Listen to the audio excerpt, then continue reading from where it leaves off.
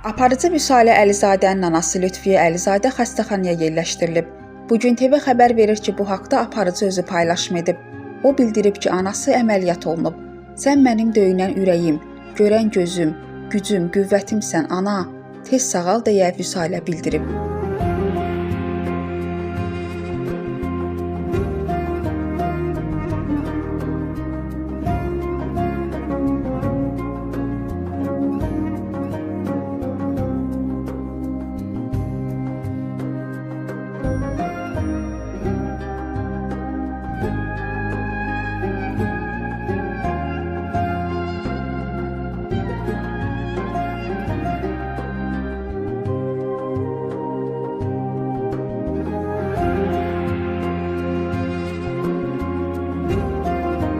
Hüsniyə Salmanova, Samir Əliyev, Bugün TV.